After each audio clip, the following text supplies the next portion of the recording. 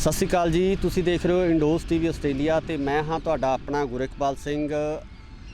ਸਮਾਜ ਦੇ ਵਿੱਚ ਅੱਜ ਔਰਤਾਂ ਦਾ ਜੋ ਰੁਤਬਾ ਹੈ, ਜੋ ਔਰਤਾਂ ਦਾ ਜੋ ਸਥਾਨ ਹੈ, ਜਦੋਂ ਕਿ ਸਮਾਜ ਦੇ ਵਿੱਚ ਆਮ ਤੌਰ ਤੇ ਜਿਹੜੀ ਧਾਰਨਾ ਇਹ ਬਣੀ ਹੋਈ ਹੈ ਕਿ ਔਰਤਾਂ ਨੂੰ ਉੱਪਰ ਚੱਕਿਆ ਜਾ ਰਿਹਾ। ਔਰਤਾਂ ਇਸ ਵਕਤ ਜਿਹੜਾ 21ਵੀਂ ਸਦੀ ਦੇ ਵਿੱਚ ਦਾਖਲ ਹੋ ਚੁੱਕੀਆਂ ਤੇ ਮਰਦਾਂ ਦੇ ਨਾਲ ਮੋਢਾ ਮਿਲਾ ਕੇ ਚੱਲਦੀਆਂ। ਪਰ ਜੋ ਅਸਲੀਅਤ ਹੈ ਉਹ ਸਾਡੇ ਸਮਾਜ ਦੇ ਵਿੱਚ ਜੋ ਲਗਾਤਾਰ ਘਟਨਾਵਾਂ ਵਾਪਰ ਰਹੀਆਂ, ਜੋ ਲਗਾਤਾਰ ਵਰਤਾਰਾ ਹੋ ਰਿਹਾ, ਇਸ ਵਰਤਾਰੇ ਤੋਂ ਸਾਫ਼ ਹੋ ਜਾਂਦਾ ਕਿ ਕਿਸ ਤਰ੍ਹਾਂ ਹਜੇ ਵੀ ਔਰਤ ਨੂੰ ਜਿਹੜਾ ਹੈਗਾ ਘਰ ਗ੍ਰਸਤੀ ਦੇ ਵਿੱਚ ਜਾਂ ਘਰ ਗ੍ਰਸਤੀ ਦਾ ਹੀ ਇੱਕ ਸੋਰਸ ਮੰਨ ਕੇ ਰੱਖਿਆ ਜਾਂਦਾ ਹੈ। ਇਸੇ ਸੰਬੰਧ ਦੇ ਵਿੱਚ ਇਸੇ ਤਰ੍ਹਾਂ ਦੀ ਅਸੀਂ ਗੱਲਬਾਤ ਕਰਨ ਲਈ ਅੱਜ ਅਸੀਂ ਪਹੁੰਚੇ ਹੋਏ ਹਾਂ ਯੂਨੀਵਰਸਿਟੀ ਕਾਲਜ ਆਫ ਘੁੱਦਾ ਦੇ ਅਸਿਸਟੈਂਟ ਪ੍ਰੋਫੈਸਰ ਨੀਤੂ ਅਰੋੜਾ ਜੀ ਪਾਸ, ਜੋ ਕਿ ਖੁਦ ਇੱਕ ਆਲੋਚਕ ਨੇ।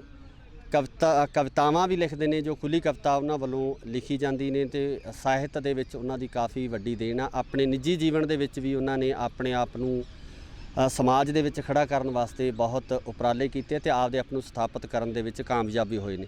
ਸਵਾਗਤ ਹੈ ਜੀ ਨੀਤੂ ਜੀ ਤੁਹਾਡਾ ਚੈਨਲ। ਸਤਿ ਸ਼੍ਰੀ ਅਕਾਲ ਜੀ, ਸ਼ੁਕਰੀਆ ਜੀ।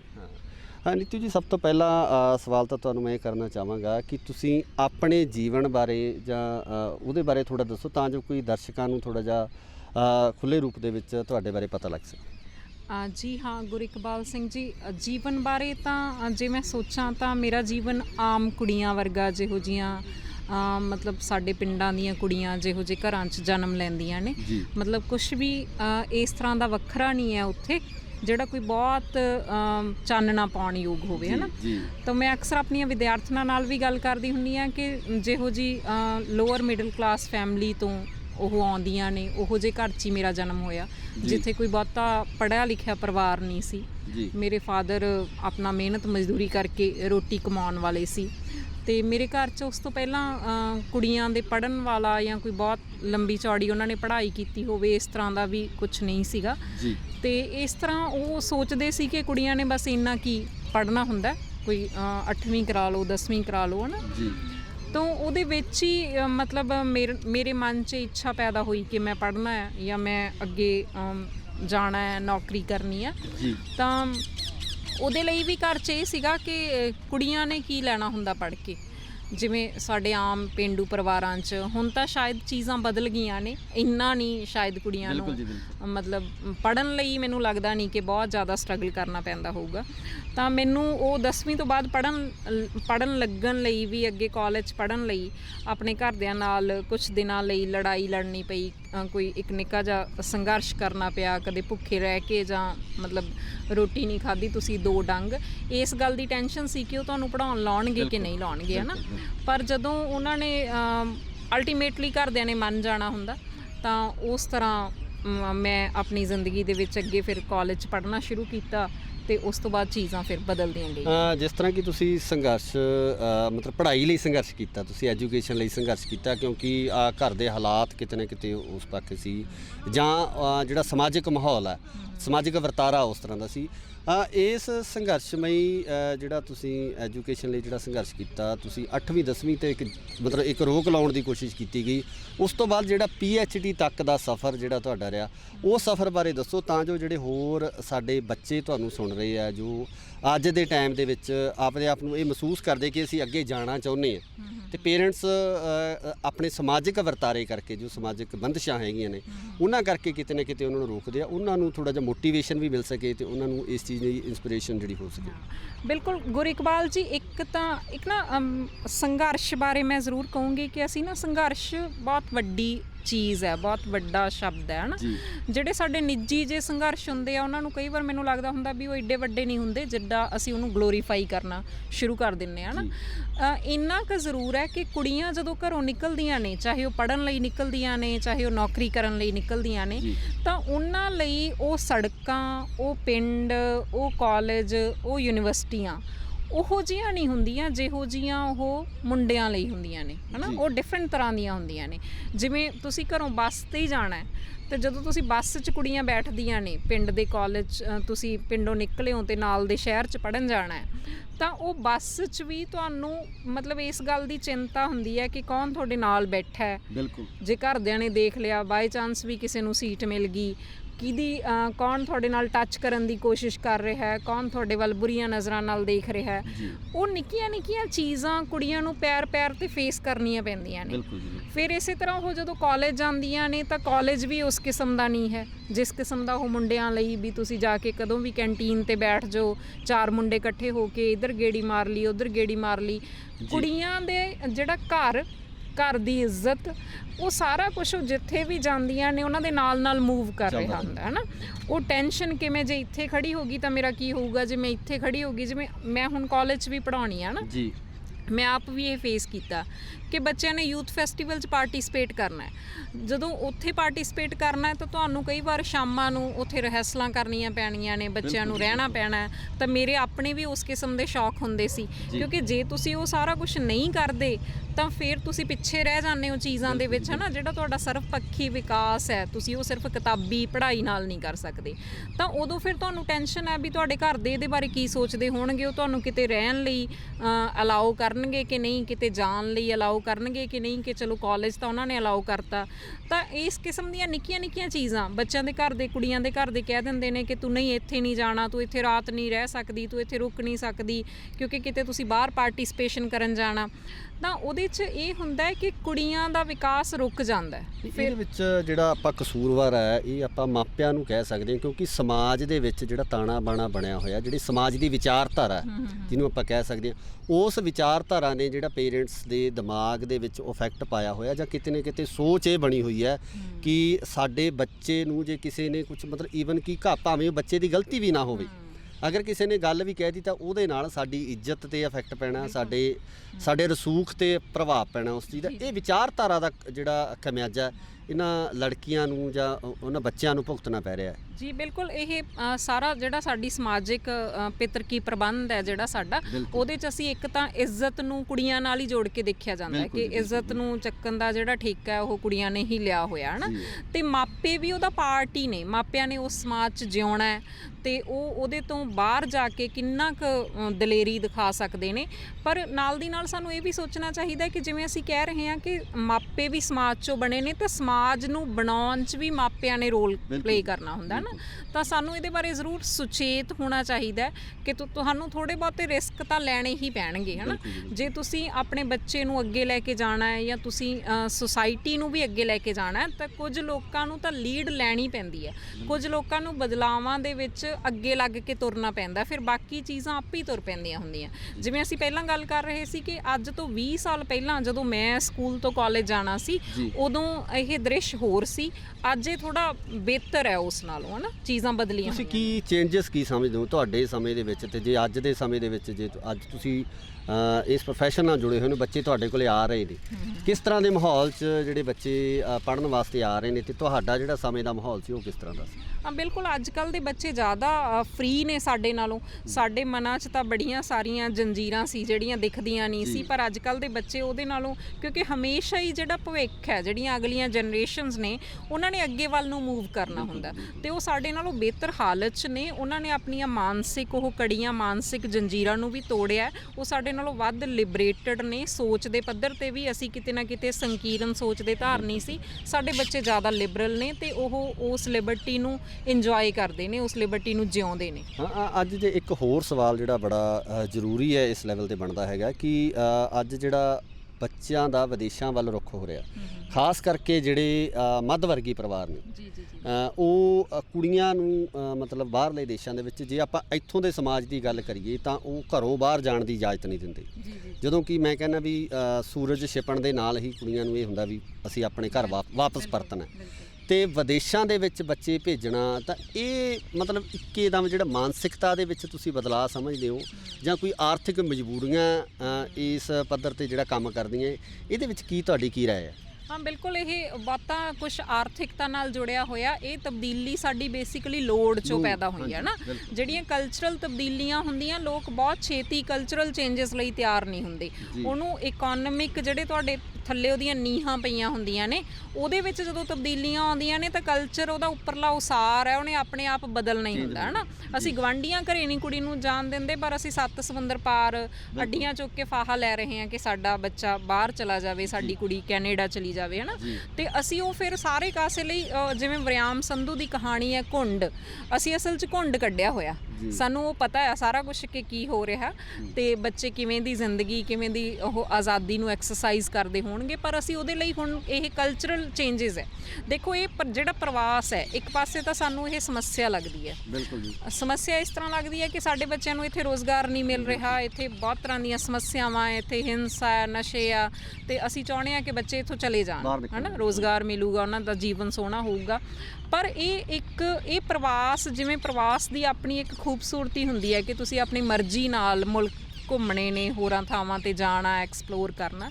ਜਿਹੜਾ ਇਹ ਵਾਲਾ ਪ੍ਰਵਾਸ ਹੈ, ਇਹ ਬੇਸਿਕਲੀ ਪਲਾਈਨ ਹੈ, ਤੁਸੀਂ ਆਪਣੀ ਮਜਬੂਰੀ 'ਚੋਂ ਭੱਜ ਰਹੇ ਹੋ, ਤੁਹਾਨੂੰ ਜਾਣਾ ਪੈ ਰਿਹਾ। ਇਹ ਕੋਈ ਉਸ ਕਿਸਮ ਦਾ ਪ੍ਰਵਾਸ ਨਹੀਂ ਜਿਹੜਾ ਬਹੁਤ ਬਿਊਟੀਫੁਲ ਹੁੰਦਾ, ਇਹ ਮਜਬੂਰੀ 'ਚੋਂ ਵਾਪਰ ਰਿਹਾ। ਪਰ ਇਹਦੇ 'ਚੋਂ ਕੁਝ ਚੀਜ਼ਾਂ ਬਹੁਤ ਖੂਬਸੂਰਤ ਵੀ ਵਾਪਰ ਰਹੀਆਂ ਨੇ, ਜਿਹੜੀਆਂ ਕਲਚਰਲ ਚੇਂਜਸ ਆਉਂਦੀਆਂ ਨੇ। ਜਿਹੜੇ ਮਾਪੇ ਇੱਥੋਂ ਜਾ ਕੇ ਫਿਰ ਆਪਣੇ ਬੱਚਿਆਂ ਕੋਲ 2-2 ਸਾਲ ਰਹਿ ਕੇ ਆਉਂਦੇ ਨੇ, ਉਹ ਦੇਖਦੇ ਨੇ ਕਿ ਉਹ ਲੋਕ ਕਿਹੋ ਜਿਹੀ ਜ਼ਿੰਦਗੀ ਜਿਉਂ ਰਹੇ ਨੇ, ਤਾਂ ਉਹ ਕੁਛ ਉੱਥੋਂ ਦਾ ਬਦਲਿਆ ਹੋਇਆ ਆਪਣੇ ਨਾਲ ਵੀ ਫਿਰ ਇੱਧਰ ਲੈ ਕੇ ਆਉਂਦੇ ਹੋਣਗੇ। ਤੇ ਕਲਚਰਲ ਚੇਂਜਸ ਐਵੇਂ ਹੀ ਹੁੰਦੀਆਂ ਨੇ।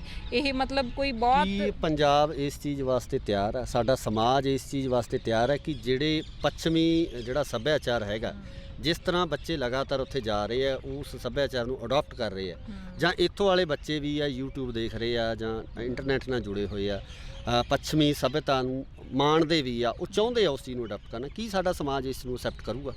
ਦੇਖੋ, ਸਮਾਜ ਐਕਸੈਪਟ ਕਰੇ ਚਾਹੇ ਨਾ ਕਰੇ, ਇਹਦੇ ਨਾਲ ਤਬਦੀਲੀ ਨੂੰ ਕੋਈ ਫਰਕ ਨਹੀਂ ਪੈਂਦਾ। ਤਬਦੀਲੀ ਨੇ ਆਪਣੀ ਗਤੀ 'ਤੇ ਵਾਪਰਨਾ। ਜਦੋਂ ਪਦਾਰਥਕ ਹਾਲਤਾਂ ਬਦਲ ਰਹੀਆਂ ਨੇ, ਇਸ ਤਰ੍ਹਾਂ ਦੀ ਮੂਵਮੈਂਟ ਹੋ ਰਹੀ ਹੈ, ਉਹਦੇ 'ਚੋਂ ਤਬਦੀਲੀਆਂ ਆਉਣਗੀਆਂ ਹੀ ਆਉਣਗੀਆਂ। ਅਸੀਂ ਇਹਨੂੰ ਸਵੀਕਾਰ ਕਰੀਏ, ਪੰਜਾਬ ਇਹਨੂੰ ਸਵੀਕਾਰ ਕਰੇ ਨਾ ਕਰੇ, ਇਸ ਗੱਲ ਨਾਲ ਤਬਦੀਲੀਆਂ ਨੂੰ ਕੋਈ ਬਹੁਤਾ ਫਰਕ ਨਹੀਂ ਪੈਂਦਾ। ਇਹਨਾਂ ਨੇ ਤਾਂ ਵਾਪਰ ਕੇ ਹੀ ਰਹਿਣਾ ਤੇ ਅਸੀਂ ਇਹਨੂੰ ਰੋਕ ਨਹੀਂ ਸਕਦੇ ਹੈਗੇ। ਮੈਨੂੰ ਇਹ ਚੀਜ਼ਾਂ ਇਸ ਤਰ੍ਹਾਂ ਸਮਝ ਆਉਂਦੀਆਂ ਨੇ।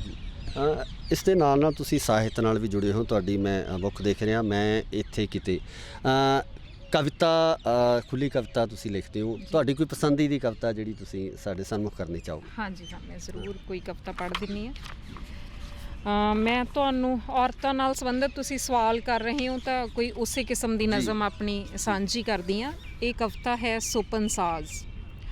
ਉਹ ਸਮਝਦੇ ਹਨ ਮੈਂ ਖਤਰਨਾਕ ਔਰਤ ਹਾਂ, ਉਹ ਸਮਝਦੇ ਹਨ ਮੈਂ ਖਤਰਨਾਕ ਔਰਤ ਹਾਂ।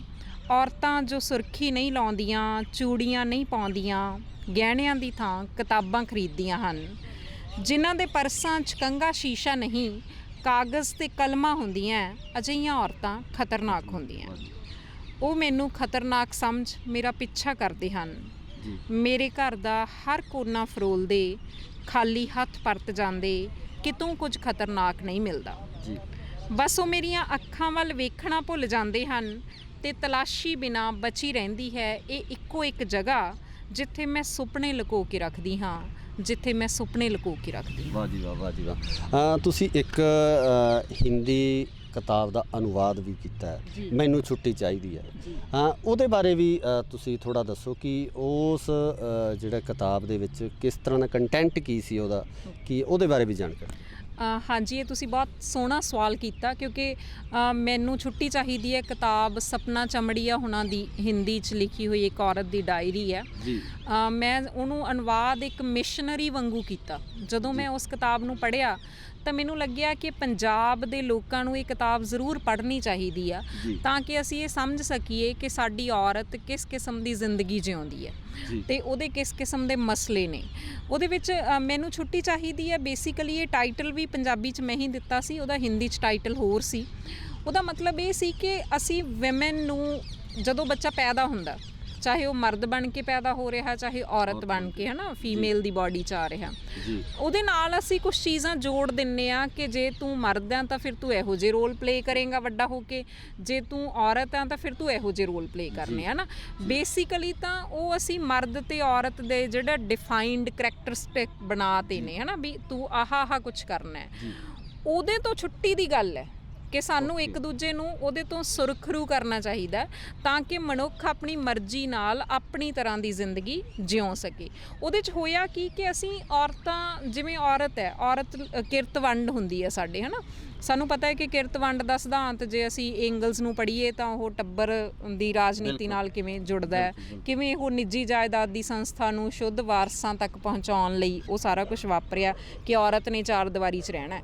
ਪਰ ਜਦੋਂ ਅਸੀਂ ਮਾਡਰਨ ਸਮੇਂ 'ਚ ਐਂਟਰ ਕਰਦੇ ਹਾਂ ਤਾਂ ਅਸੀਂ ਦੇਖਦੇ ਹਾਂ ਵੀ ਔਰਤਾਂ ਨੇ ਆਪਣਾ ਉਹ ਕੰਮ ਦੇ ਨਾਲ ਨਾਲ ਬਾਹਰਲੇ ਕੰਮ ਵੀ ਕਰਨ ਲੱਗ ਪਈਆਂ ਨੇ, ਬਾਹਰਲੀਆਂ ਕਮਾਈ ਕਰਦੀਆਂ ਨੇ, ਮਰਦਾਂ ਵਾਲੇ ਕੰਮ ਕਰਦੀਆਂ ਨੇ ਬਰਾਬਰ। ਤਾਂ ਪਰੰਤੂ ਉਹਨਾਂ ਦੇ ਜਿਹੜਾ ਘਰ ਵਾਲੀ ਕਿਰਤ ਵੰਡ ਹੋਈ ਸੀ, ਉਹ ਹਿੱਸਾ ਕੰਮ ਦਾ ਜਿਹੜਾ ਉਹਨਾਂ ਨੂੰ ਮਿਲਿਆ ਸੀ, ਉਹਦੇ ਤੋਂ ਉਹਨਾਂ ਦਾ ਛੁਟਕਾਰਾ ਨਹੀਂ ਹੁੰਦਾ ਅਤੇ ਉਹ ਕਿਤੇ ਨਾ ਕਿਤੇ ਦੂਰੀ ਚੱਕੀ ਦੇ ਵਿੱਚ ਪਿਸਦੀਆਂ ਰਹਿੰਦੀਆਂ ਨੇ, ਹੈ ਨਾ। ਤਾਂ ਸਾਨੂੰ ਮਤਲਬ ਔਰਤਾਂ ਨੇ ਜਦੋਂ ਮਰਦਾਂ ਦੇ ਕਿਰਤ ਦੇ ਖੇਤਰ 'ਚ ਦਾਖਲ ਹੋ ਗਈਆਂ ਨੇ, ਉਹਨੂੰ ਨਾਲ ਕਰਨ ਲੱਗ ਗਈਆਂ ਨੇ, ਉਹ ਚਾਹੇ ਪੂੰਜੀਵਾਦ ਦੀਆਂ ਲੋੜਾਂ ਸੀਗੀਆਂ, ਤਾਂ ਮਰਦ ਕਿਉਂ ਨਹੀਂ ਔਰਤਾਂ ਦੇ ਫੀਲਡ 'ਚ ਉਹਨਾਂ ਦੇ ਨਾਲ ਐਂਟਰ ਕਰਦੇ, ਹੈ ਨਾ। ਮਤਲਬ ਉਹਦੇ ਵਿੱਚ ਕਿਤੇ ਨਾ ਕਿਤੇ ਉਹ ਪਿਸ ਰਹੀਆਂ ਨੇ, ਕਿਤੇ ਨਾ ਕਿਤੇ ਉਹ ਸਮੱਸਿਆ 'ਚ ਨੇ। ਤਾਂ ਉਹਦਾ ਮਸਲਾ ਉਸ ਕਿਤਾਬ ਦੇ ਵਿੱਚ ਮੇਜਰ ਇਹ ਸੀ। ਬਾਕੀ ਇਸ ਤੋਂ ਬਿਨਾਂ ਹੋਰ ਕਿਵੇਂ ਸਾਡਾ ਧਰਮ ਅਤੇ ਸਾਡੀ ਰਾਜਨੀਤੀ ਅਤੇ ਸਾਡੇ ਵਾਦ, ਸਾਡੀਆਂ ਵਿਚਾਰਧਾਰਾਵਾਂ ਸਾਰੀਆਂ ਕਿਵੇਂ ਔਰਤ ਵਿਰੋਧੀ ਰਹੀਆਂ ਨੇ, ਇਹਨਾਂ ਸਾਰੇ ਮਸਲਿਆਂ 'ਤੇ ਗੱਲ ਸੀ। ਬੇਸਿਕਲੀ ਉਹਦੇ 'ਚ ਇਹੀ ਸੀ ਕਿ ਸਾਨੂੰ ਮਤਲਬ ਮਰਦ ਅਤੇ ਔਰਤ ਨੂੰ ਸਾਥੀ ਹੋਣਾ ਚਾਹੀਦਾ, ਨਾ ਕਿ ਉਹ ਜਿਹੜੇ ਮਰਦ ਅਤੇ ਔਰਤ ਦੇ ਕੋਟ ਕੀਤੇ ਜਾਂਦੇ ਰੋਲ ਨੇ ਉਹ ਹੀ ਨਿਭਾਉਣੇ ਚਾਹੀਦੇ। ਇੱਥੇ ਇੱਕ ਬਹੁਤ ਵੱਡਾ ਸਵਾਲ ਇੱਕ ਖੜਾ ਹੁੰਦਾ ਜੀ ਕਿ ਕਈ ਵਾਰ ਕੀ ਹੁੰਦਾ ਹੈ ਕਿ ਮਾਪਿਆਂ ਵੱਲੋਂ ਵੀ ਇਹ ਇਲਜ਼ਾਮ ਲਗਾਇਆ ਜਾਂਦਾ ਜਾਂ ਜਿਹੜਾ ਮਰਦ ਪ੍ਰਧਾਨ ਸਮਾਜ ਆ ਉਹਨਾਂ ਵੱਲੋਂ ਵੀ ਇਹ ਗੱਲਾਂ ਕਹੀਆਂ ਨੇ ਕਿ ਕਈ ਵਾਰ ਜੋ ਹੈ ਇਸ ਆਜ਼ਾਦੀ ਦਾ ਖੁੱਲ੍ਹਾ ਆਨੰਦ ਮਾਣਨ ਤੋਂ ਬਾਅਦ ਜਿਹੜਾ ਹੈਗਾ ਓਵਰ ਹੋ ਜਾਂਦਾ ਇਹ ਚੀਜ਼ ਕੋਈ, ਕਿਉਂਕਿ ਔਰਤਾਂ ਨੂੰ ਜੇ ਆਪਾਂ ਕਿਸੇ ਇੱਕ ਲਿਮਟਿਡ ਦਾਇਰੇ ਦੇ ਵਿੱਚ ਆਜ਼ਾਦੀ ਦਿੱਤੀ ਗਈ ਤਾਂ ਉਹ ਆਪਣੇ ਦਾਇਰੇ ਤੋਂ ਬਾਹਰ ਨਿਕਲ ਕੇ ਉਸ ਚੀਜ਼ ਨੂੰ ਮਤਲਬ ਮਾਣਦੀਆਂ ਜਾਂ ਇਹ ਇਲਜ਼ਾਮ ਨਾਲ ਤੁਸੀਂ ਕਿੱਥੋਂ ਤੱਕ ਸਹਿਮਤ ਹੋ ਜਾਂ ਕੀ ਕਹਿਣਾ ਚਾਹੋਗੇ ਇਸ ਬਾਰੇ? ਮੈਂ ਇਸ ਇਲਜ਼ਾਮ ਨਾਲ ਬਿਲਕੁਲ ਸਹਿਮਤ ਨਹੀਂ ਹੈਗੀ, ਕਿਉਂਕਿ ਅਸਲ ਦੇ ਵਿੱਚ ਕੀ ਹੈ ਵੀ ਉਹ ਆਪਣੇ ਕੋਲ ਹੀ ਅਧਿਕਾਰ ਰੱਖਣਾ ਚਾਹੁੰਦੇ ਨੇ ਕਿ ਅਸੀਂ ਮਨਚਾਹੀ ਡੋਰ ਹੈ, ਅਸੀਂ ਇਹਨੂੰ ਇੱਥੋਂ ਤੱਕ ਛੱਡਾਂਗੇ, ਇੰਨੀ ਤੂੰ ਆਜ਼ਾਦੀ ਲੈਣੀ ਹੈ, ਜਿੱਥੇ ਤੇਰੀ ਡੋਰ ਮੁੱਕ ਜੂਗੀ ਉੱਥੇ ਤੈਨੂੰ ਫੇਰ ਖਿੱਚਣਾ ਸ਼ੁਰੂ ਕਰ ਦਾਂਗੇ, ਹੈ ਨਾ। ਜਿਹੜਾ ਸਾਡਾ ਮਸਲਾ ਹੀ ਇਹ ਹੈ ਕਿ ਕੋਈ ਹੋਰ ਕਿਸੇ ਦੀ ਆਜ਼ਾਦੀ ਬਾਰੇ ਫੈਸਲਾ ਕਰਨ ਵਾਲਾ ਕੌਣ ਹੁੰਦਾ, ਹੈ ਨਾ। ਜਾਂ ਮਤਲਬ ਕੀ ਫਿਰ ਇਹ ਤਾਂ ਗੱਲ ਮਰਦ 'ਤੇ ਵੀ ਉਵੇਂ ਲਾਗੂ ਹੁੰਦੀ ਹੈ ਨਾ। ਮਤਲਬ ਔਰਤਾਂ ਦੇ ਮਸਲੇ 'ਚ ਹਜੇ ਤਾਂ ਉਹਨਾਂ ਨੇ ਆਜ਼ਾਦੀ ਲਈ ਨਹੀਂ ਅਤੇ ਅਸੀਂ ਉਹਦੇ 'ਤੇ ਸਵਾਲ ਪਹਿਲਾਂ ਉਠਾਉਣੇ ਸ਼ੁਰੂ ਕਰ ਦਿੰਦੇ ਹਾਂ ਨਾ। ਦੂਸਰੀ ਗੱਲ ਕਿ ਜਿਹੜੇ ਸਾਡੇ ਘਰ ਨੇ ਇਹਨਾਂ ਨੂੰ ਨਾ ਬਰਾਬਰੀ ਸ਼ਬਦ ਤੋਂ ਬਹੁਤ ਡਰ ਲੱਗਦਾ। ਮਤਲਬ ਜਦੋਂ ਹੀ ਕੋਈ ਔਰਤ ਕਿਸੇ ਚੀਜ਼ 'ਚ ਇੰਟਰਫੇਅਰ ਕਰਦੀ ਹੈ ਘਰ ਦੀ 'ਚ ਤਾਂ ਉਹਨੂੰ ਅਕਸਰ ਕਿਹਾ ਜਾਂਦਾ ਵੀ ਤੂੰ ਤਾਂ ਬਰਾਬਰੀ ਕਰਦੀ ਆ, ਤੂੰ ਤਾਂ ਹਰ ਗੱਲ 'ਚ ਬਰਾਬਰੀ ਕਰਦੀ ਆ। ਹੁਣ ਇੱਕ ਤਾਂ ਸਾਡੇ ਸੰਵਿਧਾਨ 'ਚ ਬਰਾਬਰੀ ਲਿਖਿਆ ਹੋਇਆ ਤੇ ਫਿਰ ਤੁਹਾਨੂੰ ਬਰਾਬਰੀ ਇੰਨਾ ਭੈੜਾ ਸ਼ਬਦ ਕਿਉਂ ਲੱਗਦਾ? ਮੈਨੂੰ ਇਹ ਨਹੀਂ ਸਮਝ ਆਉਂਦਾ ਹੁੰਦਾ ਵੀ ਜੇ ਠੀਕ ਹੈ ਕਰਦੀ ਵੀ ਔਰਤ ਬਰਾਬਰੀ ਤਾਂ ਫਿਰ ਬਰਾਬਰੀ ਤਾਂ ਕੋਈ ਮਾੜੀ ਚੀਜ਼ ਨਹੀਂ ਹੈ, ਇਹ ਤਾਂ ਸੋਹਣਾ ਸ਼ਬਦ ਆ। ਅਸੀਂ ਬਰਾਬਰੀ ਵਾਸਤੇ ਤਾਂ ਲੜ ਰਹੇ ਹਾਂ, ਸਾਡਾ ਸੰਵਿਧਾਨ ਸਾਡੀ ਬਰਾਬਰੀ ਦੀ ਮਤਲਬ ਸਾਨੂੰ ਗਰੰਟੀ ਦਿੰਦਾ, ਤਾਂ ਘਰ 'ਚ ਕਿਉਂ ਨਹੀਂ ਉਹ ਅਪਲਾਈ ਹੋ ਸਕਦਾ, ਹੈ ਨਾ। ਤੋ ਇਸ ਲਈ ਮੈਂ ਇਸ ਗੱਲ ਨਾਲ ਬਿਲਕੁਲ ਸਹਿਮਤ ਨਹੀਂ ਆ ਕਿ ਜਦੋਂ ਔਰਤ ਨੂੰ ਆਜ਼ਾਦੀ ਦਿੱਤੀ ਜਾਂਦੀ ਹੈ ਤਾਂ ਉਹਦਾ ਨਜਾਇਜ਼ ਫਾਇਦਾ ਉਠਾਉਣਾ, ਇਹ ਸਾਰੀਆਂ ਪਰਿਭਾਸ਼ਾਵਾਂ ਵੀ ਉਸੇ ਪਿੱਤਰਕੀ ਦੀਆਂ ਹੀ ਘੜੀਆਂ ਹੋਈਆਂ ਨੇ, ਜਿਹੜਾ ਅਸਲ 'ਚ ਅਲਟੀਮੇਟਲੀ ਔਰਤ ਨੂੰ ਕਠਪੁਤਲੀ ਹੀ ਬਣਾ ਕੇ ਰੱਖਣਾ ਚਾਹੁੰਦਾ। ਵੈਸੇ ਉਹਨੇ ਕਠਪੁਤਲੀ ਮਰਦ ਨੂੰ ਵੀ ਬਣਾਇਆ ਹੋਇਆ, ਮਰਦ ਵੀ ਕੋਈ ਬਹੁਤ ਇਸ ਵੰਡੀਆਂ ਦੇ ਵਿੱਚ ਸੌਖਾ ਨਹੀਂ ਹੈਗਾ, ਹੈ ਨਾ। ਮਰਦ ਲਈ ਵੀ ਔਰਤ ਦਾ ਸਾਥੀ ਹੋਣਾ ਬਹੁਤ ਬਿਊਟੀਫੁਲ ਚੀਜ਼ ਹੈ, ਪਰ ਪੈਟਰੀਆਰਕੀ ਜਾਂ ਜਿਹੜੀ ਇਹ ਮਤਲਬ ਵੰਡੀਆਂ ਪਾਉਣ ਦੀ ਵਿਚਾਰਧਾਰਾ ਹੈ, ਉਹਦਾ ਇਸ ਗੱਲ 'ਚ ਫਾਇਦਾ ਹੈ ਕਿ ਅਸੀਂ ਇੱਕ ਦੂਜੇ ਨਾਲ ਲੜਦੇ ਰਹੀਏ। ਜਦੋਂ ਅਸੀਂ ਸਾਥੀ ਬਣ ਜਾਵਾਂਗੇ ਸਾਡੇ ਘਰ ਹੋਰ ਕਿਸਮ ਦੇ ਹੋਣਗੇ, ਉਹਦੇ 'ਚੋਂ ਬਹੁਤ ਬਿਊਟੀਫੁਲ ਮਤਲਬ ਅੱਗੇ ਜਨਰੇਸ਼ਨਸ ਪੈਦਾ ਹੋਣਗੀਆਂ, ਫਿਰ ਸਾਡੇ ਸਮਾਜ ਸੋਹਣੇ ਹੋਣਗੇ ਅਤੇ ਫਿਰ ਅਸੀਂ ਰਾਜਨੀਤੀ ਦੇ ਵਿੱਚ ਵੀ ਕਿਸੇ ਨੂੰ ਸਾਨੂੰ ਲੁੱਟਣ ਨਹੀਂ ਦੇਵਾਂਗੇ, ਫਿਰ ਉਹ ਸਮਾਜ ਵੀ ਹੋਰ ਤਰ੍ਹਾਂ ਦੇ ਹੋਣਗੇ। ਇਸ ਕਰਕੇ ਲੋਕਾਂ ਨੂੰ ਵੰਡ ਕੇ ਰੱਖਣਾ, ਕਦੇ ਜੈਂਡਰ ਦੇ ਨਾਂ 'ਤੇ ਲੜਾ ਦਿਓ, ਕਦੇ ਉਹਨਾਂ ਨੂੰ ਜਾਤ ਦੇ ਨਾਂ 'ਤੇ ਲੜਾ ਦਿਓ, ਕਦੇ ਧਰਮ ਦੇ ਨਾਂ 'ਤੇ, ਇਹ ਉਹਨਾਂ ਹੀ ਵੰਡੀਆਂ 'ਚੋਂ ਇੱਕ ਵੰਡੀ ਆ ਜਿਹੜੀ ਸਿਸਟਮ ਨੂੰ ਬਹੁਤ ਸੂਟ ਕਰਦੀ ਹੈ। ਬਿਲਕੁਲ ਜੀ, ਹੈ ਨਾ। ਜਦੋਂ ਇਹ ਵੰਡੀਆਂ ਨਹੀਂ ਹੋਣਗੀਆਂ, ਤੁਹਾਡੇ 'ਚ ਬਰਾਬਰੀ ਹੋਊਗੀ, ਤੁਸੀਂ ਬਹੁਤ ਖੂਬਸੂਰਤ ਤੇ ਬਿਹਤਰ ਇਨਸਾਨ ਹੋਵੋਗੇ, ਉਦੋਂ ਹੀ ਤੁਸੀਂ ਬਿਹਤਰ ਸਮਾਜ ਦੀ ਸਿਰਜਣਾ ਵੀ ਕਰ ਸਕਦੇ ਹੋ। ਇਸ ਦੇ ਨਾਲ ਹੀ ਜਿਸ ਤਰ੍ਹਾਂ ਕਿ ਸਮਾਜ ਦੇ ਵਿੱਚ ਤਾਂ ਆਪਾਂ ਕਹਿ ਹੀ ਦਿੰਦੇ ਹਾਂ ਕਿ ਸਮਾਜ ਦੇ ਵਿੱਚ ਜਿਹੜਾ ਔਰਤਾਂ ਪ੍ਰਤੀ ਜਿਹੜਾ ਵਰਤਾਰਾ ਉਹ ਮਾੜਾ ਹੈਗਾ। ਇੱਕ ਸਮਾਜ ਦਾ ਜਿਹੜਾ ਹਿੱਸਾ ਉਹ ਇਹ ਵੀ ਹੈਗਾ ਕਿ ਜਿਸ ਕਿੱਤੇ ਦੇ ਵਿੱਚ ਔਰਤਾਂ ਜਿਸ ਸਥਾਨ ਦੇ ਉੱਪਰ ਕੰਮ ਕਰਦੀਆਂ ਨੇ ਉਹਨਾਂ ਥਾਵਾਂ ਉੱਪਰ ਵੀ ਔਰਤਾਂ ਦਾ ਜਿਹੜਾ ਸ਼ੋਸ਼ਣ ਕੀਤਾ ਜਾਂਦਾ, ਲਗਾਤਾਰ ਸ਼ੋਸ਼ਣ ਕੀਤਾ ਜਾਂਦਾ ਹੈ। ਅਤੇ ਉਸ ਦੌਰਾਨ ਜਿਹੜਾ ਔਰਤ ਇਸ ਚੀਜ਼ ਕਰਕੇ, ਜਿਵੇਂ ਆਪਾਂ ਪਹਿਲਾਂ ਗੱਲ ਕੀਤੀ ਹੈ ਕਿ ਇੱਜ਼ਤ ਦਾ ਖਿਆਲ ਕਰਕੇ, ਮਾਪਿਆਂ ਦਾ ਖਿਆਲ ਕਰਕੇ, ਆਪਦੇ ਪਰਿਵਾਰ ਦਾ ਖਿਆਲ ਕਰਕੇ ਉਸ ਪ੍ਰਤੀ ਜਿਹੜਾ ਆਵਾਜ਼ ਚੱਕਣ ਤੋਂ ਘਬਰਾਉਂਦੀਆਂ ਨੇ, ਉਸ ਬਾਰੇ ਤੁਸੀਂ ਕੀ ਕਹਿਣਾ ਚਾਹੋਗੇ? ਹਾਂ ਬਿਲਕੁਲ, ਬਹੁਤ ਸਾਰੇ ਫੀਲਡਾਂ ਦੇ ਵਿੱਚ, ਕਿਉਂਕਿ ਦੇਖੋ ਬੰਦਾ ਤਾਂ ਉਹੀ ਹੈ ਨਾ ਸਮਾਜ ਦਾ ਘੜਿਆ ਹੋਇਆ। ਉਹ ਚਾਹੇ ਕਿਸੇ ਕਾਲਜ 'ਚ ਚਲਾ ਜਾਏ, ਚਾਹੇ ਕਿਸੇ ਪੁਲਿਸ ਵਾਲੀ ਲਾਈਨ 'ਚ ਹੋਵੇ, ਚਾਹੇ ਕੋਈ ਜਰਨਲਿਸਟ ਵਾਲੀ, ਬੰਦਾ ਮੇਲ ਤਾਂ ਉਹੀ ਹੈ ਤੇ ਉਸੇ ਸਮਾਜ 'ਚੋਂ ਉਹਦੀ ਘਾੜਤ ਹੈ ਜਿਹੜੀ ਘੜੀ ਗਈ ਆ। ਹੁਣ ਤਾਂ ਵੈਸੇ ਕੁੜੀਆਂ ਨੇ ਬੋਲਣਾ ਸ਼ੁਰੂ ਕਰਤਾ, ਮੀ ਟੂ ਵਾਲੀ ਲਹਿਰ ਵੀ ਇੰਟਰਨੈਟ ਤੇ ਚੱਲੀ, ਅਸੀਂ ਦੇਖਿਆ। ਤੇ ਜਦੋਂ ਤੱਕ ਵੈਸੇ ਪਰ ਕਿੰਨੀਆਂ ਕੁੜੀਆਂ ਹਜੇ ਵੀ ਬੋਲ ਪਾਉਂਦੀਆਂ ਹੋਣਗੀਆਂ ਜਦੋਂ ਤੱਕ ਇੱਜ਼ਤ ਦਾ ਜਿਹੜਾ ਕਨਸੈਪਟ ਹੈ ਇਹ ਔਰਤ ਦੀ ਦੇਹ ਨਾਲ ਜੁੜਿਆ ਰਹੂਗਾ। ਮਤਲਬ ਔਰਤ ਦੀ ਦੇਹ ਨੇ ਹੀ ਇੱਜ਼ਤ ਨੂੰ ਕੈਰੀ ਕਰਨਾ ਹੈ ਤੇ ਇਹਨੂੰ ਬਣਾ ਕੇ ਰੱਖਣਾ, ਮਾਣ ਮਰਿਆਦਾ ਨੂੰ। ਉਦੋਂ ਤੱਕ ਮੈਨੂੰ ਲੱਗਦਾ ਕਿ ਅਸੀਂ ਇਹਦੇ ਤੋਂ ਬਹੁਤ ਸੁਰਖਰੂ ਹੋ ਸਕਦੇ ਹੋਵਾਂਗੇ, ਜਾਂ ਕੁੜੀਆਂ ਬਹੁਤ ਖੁੱਲ੍ਹ ਕੇ ਆਪਣੀ ਗੱਲ ਕਰ ਸਕਦੀਆਂ ਹੋਣਗੀਆਂ। ਇਹਦੀ ਪੋਸੀਬਿਲਿਟੀ ਨਹੀਂ ਹੈਗੀ। ਇੱਥੇ ਸਵਾਲ ਇਹ ਵੀ ਖੜਾ ਹੁੰਦਾ ਕਿ ਲੜਕੀਆਂ ਵੀ ਕਈ ਹੋ ਸਕਦੀਆਂ ਕਿ ਇਸ ਚੀਜ਼ ਵਿੱਚ ਸ਼ਾਮਲ ਹੋਣ, ਕਿ ਜਿੱਥੇ ਮਰਦ ਦਾ ਸ਼ੋਸ਼ਣ ਕੀਤਾ ਜਾਂਦਾ ਹੋਵੇ, ਬਿਲਕੁਲ ਚਾਹੇ ਉਹ ਆਰਥਿਕ ਪੱਖ ਤੋਂ ਹੋਵੇ, ਚਾਹੇ ਉਹ ਮਾਨਸਿਕ ਪੱਖ ਤੋਂ ਹੋਵੇ, ਚਾਹੇ ਸਰੀਰਕ ਪੱਖ ਤੋਂ। ਇਹਦੇ ਬਾਰੇ ਕੀ ਕਹਿਣਾ? ਬਿਲਕੁਲ, ਜਿਹੜਾ ਜੈਂਡਰ ਹੈ ਇਹ ਇਕੱਲੀ ਬਾਡੀ ਨਹੀਂ ਹੈਗੀ ਵੀ ਤੁਸੀਂ ਮੇਲ ਜਾਂ ਫੀਮੇਲ, ਮੇਲ ਦੇ ਜਾਮੇ 'ਚ ਆਉਣ ਨਾਲ ਤੁਸੀਂ ਮੇਲ ਹੋ, ਮੇਲ ਦੀ ਦੇਹ 'ਚ ਆਏ ਹੋ, ਤੇ ਜਾਂ ਤੁਸੀਂ ਮਤਲਬ ਫੀਮੇਲ ਦੀ ਦੇਹ 'ਚ ਆਏ ਹੋ। ਇਹ ਤਾਂ ਬੇਸਿਕਲੀ ਤੁਹਾਡੀ ਪਾਵਰ ਪੋਜੀਸ਼ਨ ਹੈ। ਜੇ ਤੁਸੀਂ ਉੱਪਰਲੇ ਟੰਬੇ 'ਤੇ ਖੜ੍ਹੇ ਹੋ ਤਾਂ ਫਿਰ ਔਰਤਾਂ ਵੀ ਬਹੁਤ ਸਾਰੀਆਂ ਹੋਰ ਔਰਤਾਂ ਲਈ ਜਾਂ ਬਹੁਤ ਸਾਰੇ ਮਰਦਾਂ ਲਈ ਉਵੇਂ ਹੀ ਉਹ ਐਕਸਪਲੋਇਟ ਉਹਨਾਂ ਨੂੰ ਕਰ ਸਕਦੀਆਂ ਨੇ। ਜਿਹੜੀ ਬਰਾਬਰੀ ਦੀ ਲੜਾਈ ਹੀ ਇਹ ਹੈ ਕਿ ਜਿਵੇਂ ਦੇ ਭਾਈ ਮਰਦ ਹੁੰਦੇ ਨੇ ਚੰਗੇ ਤੇ ਮਾੜੇ, ਉਹੋ ਜਿਹੀਆਂ ਹੀ ਔਰਤਾਂ ਹੁੰਦੀਆਂ ਨੇ ਚੰਗੀਆਂ ਤੇ ਮਾੜੀਆਂ। ਜਦੋਂ ਅਸੀਂ ਇਹ ਕਹਿੰਦੇ ਆ ਵੀ ਔਰਤ ਤਾਂ ਦੇਵੀ ਆ, ਫਲਾਨਾ ਹੈ, ਢਿਉਂਕਾ ਹੈ, ਦੁੱਖ, ਜਿਵੇਂ ਸਾਡੇ ਬਹੁਤ ਸਾਰੇ ਗੀਤ ਵੀ ਆਉਂਦੇ ਆ ਨਾ, ਪੁੱਤ ਵੰਡਾਉਣ ਜ਼ਮੀਨਾਂ, ਧੀਆਂ ਦੁੱਖ ਵੰਡਾਉਂਦੀਆਂ ਨੇ। ਇਹ ਕੋਈ ਔਰਤ ਦੇ ਹੱਕ ਵਾਲਾ ਗੀਤ ਨਹੀਂ ਹੈਗਾ, ਸਾਨੂੰ ਜਿਹੜਾ ਸਮਝਣਾ ਚਾਹੀਦਾ। ਮਤਲਬ ਤੁਸੀਂ ਉਦੋਂ ਹੀ ਐਕਸੈਪਟ ਕੀਤੇ ਜਾਓਗੇ ਜਦੋਂ ਤੁਸੀਂ ਦੁੱਖ ਵੰਡਾਓਗੇ। ਅਸੀਂ ਕਹਿੰਦੇ ਆ ਭਾਈ ਅਸੀਂ ਜ਼ਮੀਨਾਂ ਵੀ ਵੰਡਾਵਾਂਗੀਆਂ, ਅਸੀਂ ਦੁੱਖ ਵੀ ਵੰਡਾਵਾਂਗੇ, ਜੋ ਸਾਡਾ ਦਿਲ ਕਰੂ। ਪਰ ਤੁਸੀਂ ਜਿਵੇਂ ਮੁੰਡਿਆਂ ਨੂੰ ਮੰਗਦੇ ਹੋ ਕਿ ਤੁਹਾਡੇ ਘਰਾਂ 'ਚ ਪੈਦਾ ਹੋਣ, ਉਵੇਂ ਕੁੜੀਆਂ ਲਈ ਵੀ ਮੰਗੋ, ਹੈ ਨਾ। ਮਤਲਬ ਅਸੀਂ ਕੋਈ ਜ਼ਰੂਰ ਚੰਗੀਆਂ ਹੀ ਹੋਵਾਂਗੀਆਂ, ਇਹ ਕੋਈ ਜ਼ਰੂਰੀ ਨਹੀਂ। ਬਰਾਬਰੀ ਦੀ ਗੱਲ ਹੀ ਇਹ ਹੈ ਕਿ ਜਿਵੇਂ ਦਾ ਮਰਦ ਹੈ ਚੰਗਾ ਮਾੜਾ, ਉਵੇਂ ਦੀ ਔਰਤ ਹੈ ਚੰਗੀ ਮਾੜੀ, ਹੈ ਨਾ। ਤੇ ਉਹਦੇ ਬਾਰੇ ਫਿਰ ਵੀ ਦੋਹਰੇ ਮਿਆਰ ਹੈ ਜਿਹੜੇ ਮਰਦ ਤੇ ਔਰਤ ਬਾਰੇ, ਉਹ ਸੁਸਾਇਟੀ ਦੇ ਵਿੱਚ ਨਹੀਂ ਹੋਣੇ ਚਾਹੀਦੇ ਜੀ। ਇਸ ਤੋਂ ਬਾਅਦ ਜਿਹੜਾ ਆਖਰੀ ਸਵਾਲ ਤੁਹਾਨੂੰ ਮੈਂ ਕਰਨਾ ਚਾਹੁੰਦਾ ਕਿ ਕੋਈ ਜਿਹੜਾ ਤੁਸੀਂ ਆਪਣੇ ਵੱਲੋਂ, ਜਿਸ ਤਰ੍ਹਾਂ ਕਿ ਤੁਹਾਡੇ ਕੋਲ ਬਹੁਤ ਸਾਰੇ ਸਟੂਡੈਂਟ ਪੜ੍ਹਦੇ ਆ, ਲਗਾਤਾਰ ਤੁਸੀਂ ਇਹਨਾਂ ਸਟੂਡੈਂਟਸ ਦੇ ਵਿੱਚ ਵਿਚਰਦੇ ਹੋ, ਸਾਡੀ ਜਿਹੜੀ ਨਵੀਂ ਜਨਰੇਸ਼ਨ ਹੈ ਜਿਹੜੀ ਸਟੱਡੀ ਦੇ ਵਿੱਚ ਚੱਲ ਰਹੀ ਹੈ ਜਾਂ ਆਪਣੀ ਟੀਨੇਜ ਤੋਂ ਅੱਗੇ ਵਧ ਰਹੀ ਹੈ, ਉਹਨਾਂ ਲਈ ਕੋਈ ਮੈਸੇਜ ਇੱਕ ਜ਼ਰੂਰ ਛੱਡੋ ਤਾਂ ਜੋ ਉਹ ਆਪਣੇ ਜੀਵਨ ਦੇ ਵਿੱਚ ਉਸ ਚੀਜ਼ ਨੂੰ ਅਡਾਪਟ ਕਰ ਸਕਣ। ਮੈਸੇਜ ਤਾਂ ਮੈਨੂੰ ਲੱਗਦਾ ਹੈ ਕਿ ਕੋਈ ਬਹੁਤ ਵੱਡੀਆਂ ਸ਼ਖਸੀਅਤਾਂ ਦੇ ਸਕਦੀਆਂ ਹੋਣਗੀਆਂ। ਇੱਕ ਗੱਲ ਜਿਹੜੀ ਰਹਿ ਗਈ ਉਹ ਜ਼ਰੂਰ ਕਰਨੀ ਬਣਦੀ ਹੈ ਕਿ ਪੰਜਾਬ ਦੇ ਵਿੱਚ ਔਰਤ ਹੋਣਾ ਜਾਂ ਕੋਈ ਮਤਲਬ ਸਾਹਿਤਕਾਰ ਹੋ ਜਾਣਾ, ਮੈਨੂੰ ਆਪਣੇ ਆਪ ਬਾਰੇ ਕਦੇ ਵੀ ਨਹੀਂ ਲੱਗਦਾ ਕਿ ਮੈਂ ਕੋਈ ਬਹੁਤ ਵੱਡੀਆਂ ਪ੍ਰਾਪਤੀਆਂ ਕੀਤੀਆਂ ਨੇ।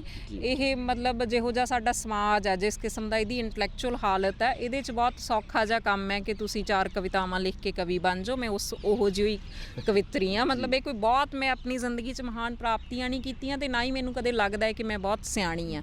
ਪਰ ਹਾਂ, ਜੇ ਫਿਰ ਵੀ ਮੈਨੂੰ ਇਹ ਗੱਲ ਕਹਿਣੀ ਪਵੇ ਕਿ ਮੈਂ ਬਾਕੀਆਂ ਨੂੰ ਕੀ ਕਹਿਣਾ ਚਾਹੁੰਦੀ ਹਾਂ, ਤਾਂ ਮੈਨੂੰ ਲੱਗਦਾ ਹੈ ਕਿ ਸਾਨੂੰ ਆਪਣੇ ਆਪ ਨਾਲ, ਓਨੈਸਟੀ ਨਾਲ, ਆਪਣੇ ਆਪ ਨਾਲ, ਇਮਾਨਦਾਰੀ ਨਾਲ ਜੁੜੇ ਰਹਿਣਾ ਚਾਹੀਦਾ ਤੇ ਤੁਹਾਨੂੰ ਤੁਹਾਡੀ ਜਿਹੜੀ ਜ਼ਿੰਦਗੀ ਆ ਉਹ ਇਮਾਨਦਾਰੀ ਨਾਲ ਜਿਉਣੀ ਚਾਹੀਦੀ ਹੈ। ਤੁਸੀਂ ਜੋ ਵੀ ਕਰ ਰਹੇ ਹੋ ਤੇ ਉਹਦੇ 'ਚੋਂ ਜ਼ਰੂਰ ਕੁਛ ਨਾ ਕੁਛ ਚੀਜ਼ਾਂ ਤੁਹਾਡੀਆਂ, ਕੁਝ ਨਾ ਕੁਝ ਸਮੱਸਿਆਵਾਂ, ਕਿ ਜੇਕਰ ਤੁਸੀਂ ਆਪਣੇ ਆਪ ਨਾਲ ਕੰਫਰਟੇਬਲ ਹੋਣ ਦੀ ਕੋਸ਼ਿਸ਼ ਕਰਦੇ ਹੋ, ਫੇਰ ਹੀ ਬਾਹਰਲੇ ਸੰਸਾਰ ਨਾਲ ਤੁਹਾਡਾ ਰਿਸ਼ਤਾ ਜਿਹੜਾ ਉਹ ਸੋਹਣਾ ਹੋ ਸਕਦਾ। ਤੇ ਜਦੋਂ ਤੁਸੀਂ ਇਹ ਦੋਨਾਂ ਧਰਾਤਲਾਂ 'ਤੇ ਚੀਜ਼ਾਂ ਕਰ ਰਹੇ ਹੋਵੋਗੇ ਤਾਂ ਜ਼ਰੂਰ ਕਿਤੇ ਨਾ ਕਿਤੇ ਤੁਸੀਂ ਸੁੱਖ ਦਾ ਸਾਹ ਲੈ ਸਕਦੇ ਹੋਵੋਗੇ। ਹੋਰ ਕੋਈ ਬਹੁਤ, ਮੈਨੂੰ ਨਹੀਂ ਲੱਗਦਾ ਕਿ ਮੇਰੇ ਕੋਲ ਬਹੁਤ ਵੱਡੀ ਕੋਈ ਗੱਲ ਹੈ ਜਿਹੜੀ ਮੈਂ ਕਿਸੇ ਨੂੰ ਦੱਸ ਸਕਦੀ ਹਾਂ। ਸ਼ੁਕਰੀਆ। ਸੋ ਇਹ ਸਨ ਡਾਕਟਰ ਨੀਤੂ ਅਰੋੜਾ ਜੀ, ਜਿਨ੍ਹਾਂ ਨੇ ਬੜੇ ਹੀ ਖੁੱਲ੍ਹੇ ਤਰੀਕੇ ਨਾਲ ਔਰਤਾਂ ਦੀ ਆਜ਼ਾਦੀ ਬਾਰੇ, ਉਹਨਾਂ ਦੇ ਸਮਾਜਿਕ ਵਿਚਰਨ ਬਾਰੇ ਤੇ ਮਰਦ ਪ੍ਰਧਾਨ ਸਮਾਜ ਬਾਰੇ ਜਿਹੜੀ ਗੱਲਬਾਤ ਕੀਤੀ ਹੈ। ਇਸੇ ਤਰ੍ਹਾਂ ਹੀ ਆਉਣ ਵਾਲੇ ਸਮੇਂ 'ਚ ਵੀ ਤੁਹਾਨੂੰ ਹੋਰ ਇਹੋ ਜਿਹੀਆਂ ਵੱਡੀਆਂ ਸ਼ਖਸੀਅਤਾਂ ਦੇ ਸਨਮੁਖ ਕਰਦੇ ਰਹਾਂਗੇ। ਸੋ ਜੁੜੇ ਰਹੋ ਇੰਡੋਜ਼ TV ਆਸਟ੍ਰੇਲੀਆ ਨਾਲ।